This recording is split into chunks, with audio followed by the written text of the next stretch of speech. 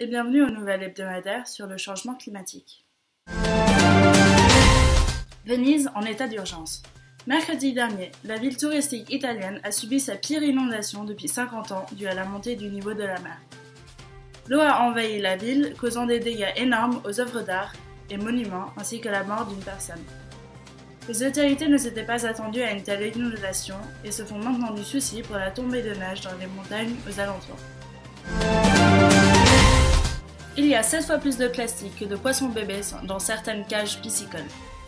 Les scientifiques étudiant les cages piscicoles sur les côtes de Hawaï ont compté plus de 10 000 morceaux de plastique pendant un balayage de 5 minutes dans de l'eau claire.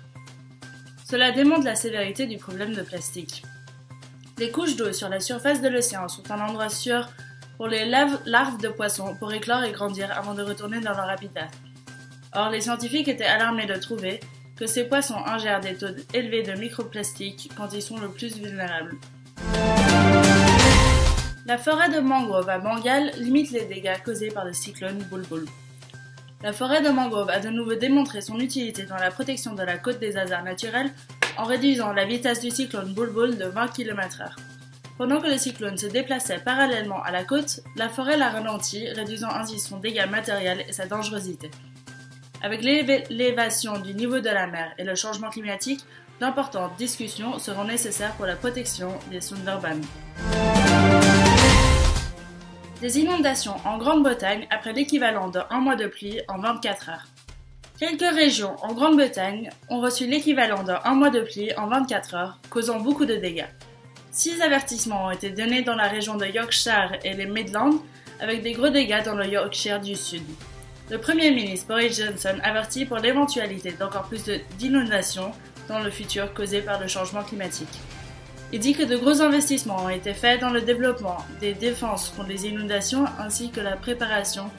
Quelques régions sont plus prônes que d'autres et devront donc être la cible de plus grands investissements. La Nouvelle-Zélande accepte son projet de loi zéro carbone pour combattre le changement climatique.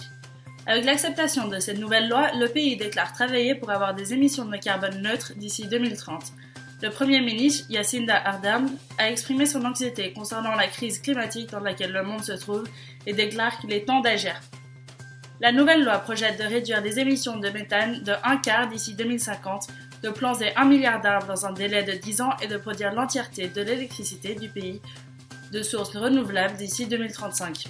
La Nouvelle-Zélande est aussi signataire de l'accord de Paris.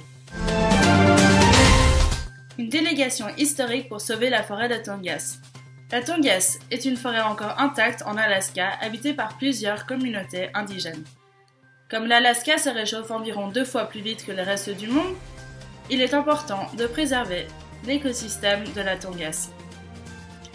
La délégation de femmes indigènes pour l'action climatique de Tongass se sont retrouvées à Washington pour plaider pour une meilleure protection des plus de 9 millions d'hectares de forêt se trouvant en Alaska.